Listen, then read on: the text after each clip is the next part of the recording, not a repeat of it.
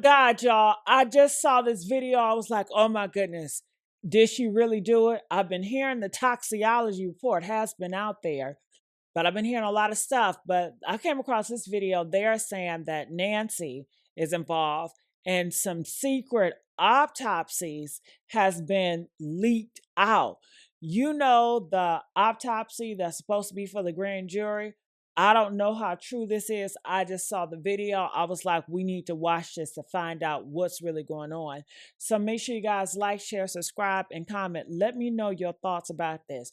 Do you guys believe that Nolan Wells was murdered? Press 1 if you believe so. Press 3 if you still unsure. The body of an 18-year-old boy. And when he was finished, he did not send all of it back. He kept the lungs. That part everyone understood. You pull a young man out of the water, you look at the lungs. But he kept something else. He kept the throat. Not the hands, not the feet, the throat. I understand why Nolan Wells's lungs were removed from his body and that the second examiner did not have them. He cannot complete his independent autopsy because he can't look at the lungs. I'm sure the doctor is looking at the lungs in Mississippi because they think he drowned. They gave her explanations. Blood settling after death, a block under the head at the autopsy table, decomposition. She looked at the diagram and said 4 words. One doctor, who I respect highly, tell me that that was pooling of the blood post-mortem. Well, I don't buy that because it wasn't pooled anywhere else on his body, on his back. So why there? It's not pooling. I don't believe that. Because somewhere inside a sealed report the public is not allowed to read, somebody already knows. On the 4th of July, boats left a dock in Mississippi and headed out toward Horn Island. The first pushed off at 9:56 in the morning. It reached Horn Island at 11:14.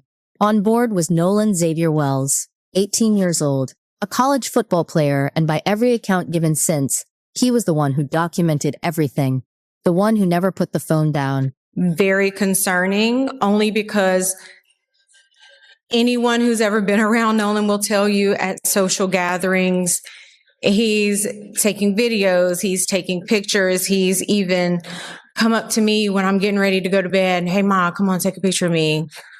You know, like that was Nolan. So that's why we feel that things may have been deleted, was because of the fact that there was nothing in either one of his accounts. Hold that, because it becomes the center of this case later. It was a holiday. Reportedly, hundreds of people were out on that water, hundreds of boats. Nolan never came home. 2 days later, a park ranger found his body, face down at the water's edge. And here is the first crack, because reportedly, within roughly an hour of that recovery, authorities publicly indicated there was no evidence of foul play. 1 hour before the autopsy, before toxicology, before a single piece of tissue had been placed under a microscope. Notice what that means. Not that they were wrong, nobody can say that yet, but that a conclusion arrived before the evidence did. And that is what turned a local tragedy into a national argument. The family refused to accept it, and once they refused, everything followed. The lawyers, the second autopsy, the subpoenas, and eventually 2 of the biggest names in American crime media arriving at completely opposite conclusions. But all of it traces back to one thing, the body. There were 2 examinations. The state of Mississippi performed one. The family, through attorney Ben Crump, arranged a second, conducted by a forensic pathologist described in reporting as the former chief medical examiner for Washington, D.C. Here is the strange part. The family's private autopsy was completed first. The state's came after, and when that report came back, it landed on a single word: undetermined. Completed the autopsy on Nolan Wells. We told you that there was a second autopsy. Actually, it was completed before the first one, and done by the family. And the cause of death there was undetermined, although according to the family lawyer, Ben Crump, the medical examiner they used privately did not rule out foul play, but on the other hand, apparently has not found foul play. There was a discoloration on his skull, which could involve foul play, but it also could be something like blood pooling when the body was on a slab at the morgue. So we don't know. Right now, there are really no conclusions, at least that have been made public. The official autopsy results. Now, here's what undetermined does not mean. It does not mean drowning. It does not mean homicide. It does not mean accident. It means the doctor looked and could not tell. Reportedly, the private examiner did not rule out foul play, that he did not find it either. And when the mark on Nolan's skull came up, the explanation offered was the one that would light this entire case on fire. Blood pooling on a slab at the morgue. Hold on to that sentence. It comes back. Because the state finished its own examination and reached the same word. But the state's full report, you cannot read it. It is sealed. And here is what completed does not mean either. It does not mean released. Not to the public. Not to journalists. And not to Nolan's own mother. Which means every expert arguing on television right now is arguing about fragments, diagrams, summaries, pieces of a document nobody outside that office has seen. And into that vacuum walked Nancy Grace. 4 hours after Nolan Wells was laid to rest at his funeral, she aired a full hour on this case. 4 hours after the burial. That timing tells you exactly how hot this had already become. Before we go further, if that report ever opens, what do you think it says? Drop it in the comments. I want to see how many of you get it right. Because there is a mark on the back of Nolan's head that 3 different doctors have now described 3 different ways, and one of them said it to her face. Live, on air. We're all at some rest. What can we do with that mark? On the back of Nolan's skull, the occipital area. The second autopsy documented a deep red discoloration beneath the skin. Not on his back, not on his arms, not anywhere else that was reported. Just there. A professor of forensics who reviewed the diagram described what made it unusual.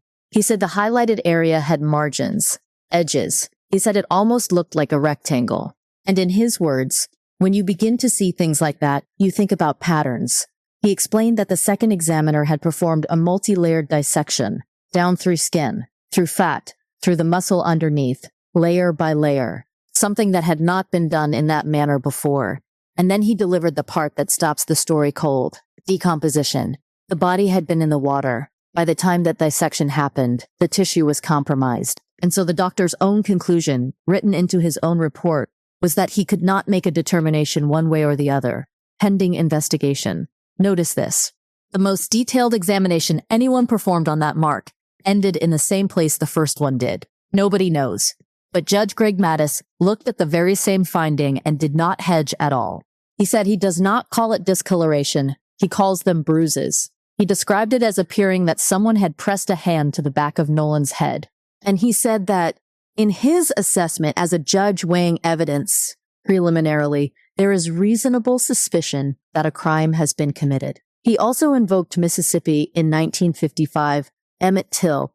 That comparison is the reason this case stopped being local. But here is where it turns. Because a second forensic voice walked onto Nancy Grace's own program and took her interpretation apart. Dr. Thomas Coyne, a chief medical examiner. Her position was clear. It could not be lividity, she argued, because it appeared nowhere else on the body. The body had been face down, so gravity should have pulled blood forward, not back. And you cannot bruise after death. The heart is no longer pumping. She was confident. She had reason to be. And then he told her she was wrong.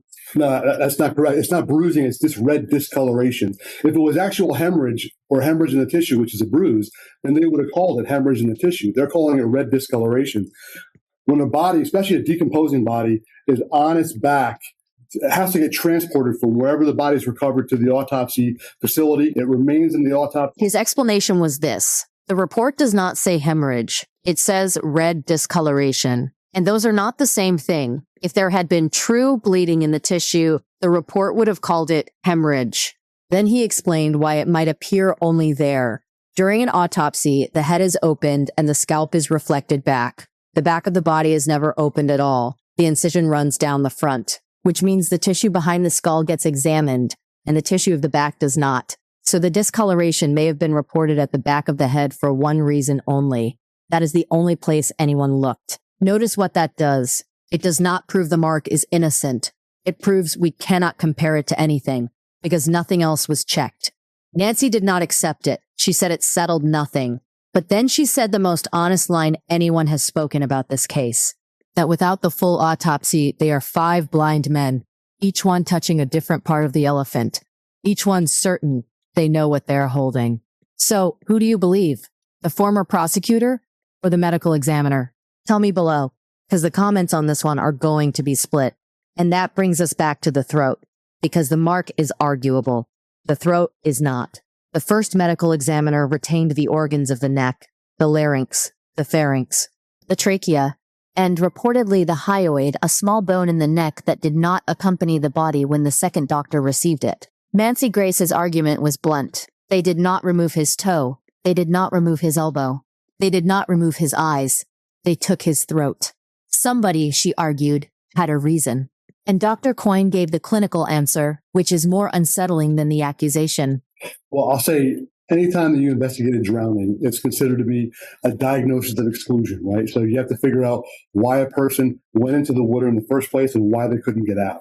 And let's assume, in this case, there was trauma that happened to a person, or something that prevented him from getting out of the water. Well, if there was, let's say, a battery or a fight that occurred, perhaps with injury to him and to his person, if a person, let's say, was maybe strangled or there was injury to the neck, if a person's been in the body of water for several days, especially floating face down, there's probably going to be some considerable decomposition. And one of the ways that we determine if there's trauma to the neck or if there's been, like, say, strangulation, is if there are hemorrhage in the neck muscles surrounding the airway, and if there's fractures to the cartilage and bones that are within the neck. But if there's some considerable decomposition, the blood that's within the major neck vessels can begin to leak out into the surrounding muscles and make it very difficult for you to differentiate actual hemorrhage from artifact of decomposition. So what they may be doing is preserving the neck itself to digest away all of those tissues, to really examine the bones, the hyoid bone, and the tracheal cartilage to get a better idea of whether or not there's any trauma or fracturing to those structures. That's the only thing I can think of that why you would want to keep those particular structures. Understand that there's no significant or no specific finding. Drowning, you explained, is what pathologists call a diagnosis of exclusion. You cannot prove it directly. You have to work out why the person entered the water at all and why they could not get out. So you examine the neck. You look for hemorrhage in the muscles surrounding the airway. You look for fractures in the cartilage and the small bones. But when a body has been in water for days, blood leaks out of the major vessels into the surrounding tissue. And then you can no longer tell real injury from decomposition. So what do? You keep the neck. You preserve it. You digest away the soft tissue until only cartilage and bone remain. And then you look at the hyoid. He added one more thing, and it quietly undermines the entire drowning conclusion. There is no finding at autopsy that proves drowning. Not even the lungs. Water in the lungs cannot tell you whether a person breathed it in while alive or whether it entered a body that was already gone. Another forensic expert said something similar, that retaining the organs of the neck is not abnormal, that it happens frequently, that it preserves evidence for later examination. Both explanations are innocent. Both explanations still begin at the same place.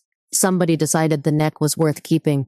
And the toxicology, the piece that might answer all of it, is still pending. And it will not just be about alcohol. It will be everything in the spectrum. While that tissue sat in a lab, the rest of the case turned into a war. It started with a distress call. Around 4 p.m, someone aboard one of the boats called a marine towing service. The bilge pump had failed. They said they were sinking. And then the dispatcher asked a routine question. All right. And is everybody on board in good health otherwise? Yeah, everybody's on. All right. Do you need the United States Coast Guard? What? Do you need the United States Coast Guard? No, we do not need that. We're bringing in our forensics experts. Was everybody on board in good health otherwise? Yeah. That audio was released by the Mississippi Department of Marine Resources. Not a leak, not a social media clip. And in the background of it, some listeners insist they can hear voices. Panic. A name. But the experts did not agree. One digital analyst warned that every outlet published its own edited version, creating expectation bias, telling people what to hear before they heard it. Another flagged that portions were redacted where phone numbers were spoken, meaning seconds of background were simply missing. And a third asked the question nobody could answer. Where's the rest of the recording? Notice this. Not one of those experts said the audio was fake. What they said was that nobody can be certain what is on it, which is a very different problem. Meanwhile, a former police officer who interviewed several of the young men argued the opposite. He said those phrases could refer to the failing pump or the battery. He said witnesses placed Nolan on the island afterward. And he made the argument that is hardest to dismiss. Why spend 8 minutes on the phone with a dispatcher giving GPS coordinates if you were covering something up?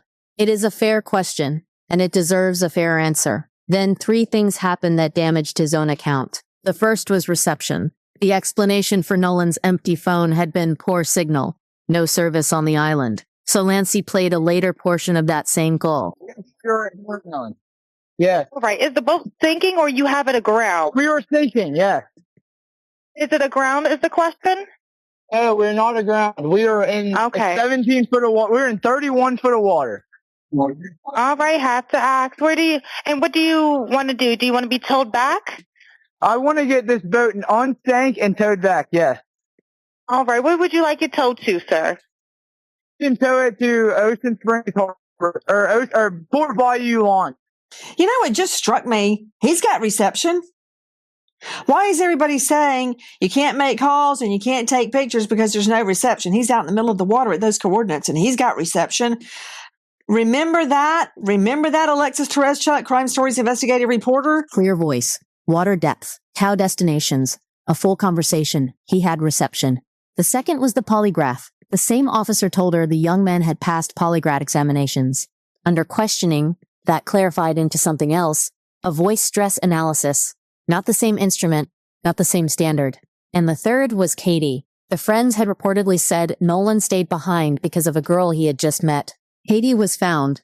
Through her sister, her account was that she assumed Nolan was getting on the boat he arrived in, that she went home on a different boat with different people, that he went back. Now, does the reception detail change anything for you? Or is there an explanation people are missing? I read every comment on these. TMZ reached the opposite conclusion from the same materials. Based on video that we received, is that Nolan was not on that boat, that's the boat at the beginning of the trip back from Horn Island. Yeah. And that Nolan is not on that boat. And that's the boat that went into distress a few minutes after leaving Horn Island. Nolan was not on that boat. ABC News is saying that authorities have said that there are 2 witnesses they've talked to that place Nolan on the island as late as 6 o'clock in the evening, long after that boat left, and that he had been drinking heavily. Now, I don't think that leads to any particular conclusion, except that it seems to basically eliminate those kids from anything that ultimately may have happened to Nolan, if it's all true that he stayed behind on the island, was drinking, people saw him, and the boat had long gone by that point, right? Yeah. Based on video they obtained, they reported Nolan was not aboard the boat that went into distress. They cited reporting that 2 witnesses placed him on the island as late as 6 in the evening, long after that boat had gone, and that he had reportedly been drinking heavily. In their framing, that eliminates the boys entirely. And there is one more claim that circulated widely and turned out to be wrong. It was said the family refused an offer to have the boat searched with cadaver dogs. The organization that made the offer confirmed it went unanswered. But the family could not have accepted it. It was not their boat. You cannot give permission to search property you do not own. Whatever that silence was, it was not a refusal, because there was nothing there to refuse. And the cost of all of this has already landed on both sides. A mother who says her family has been degraded in public, called names, questioned about their parenting, while asking one question only: what happened to her son? A young man who missed his friend's funeral because of threats to his own safety. And in this case, an arrest has now been made, not for Nolan's death, for the threats. So we are left with a boy, a sealed report, and a throat in a jar. To be clear, as of this recording, no one has been charged in connection with the death of Nolan Wells. The state's findings remain sealed. Both examinations returned the same word. The district attorney has said that in that county, nearly every death goes before a grand jury. that this is routine, not exceptional. A grand jury can compel testimony, a sheriff cannot. It can indict, or it can find something else entirely. Against any potential wrongdoers. Or, and we have to say this, and I think it's important to say, or they can conclude this was a tragic accident and that there's no criminality. And I think people have got to remember that is an absolute possibility on the table here, because there's been a lot of chatter online and by various people, who have gone to the media, but there is no clear path right now to any criminality that at least has been disclosed. That this was a tragic accident and nothing more. Until then, everyone is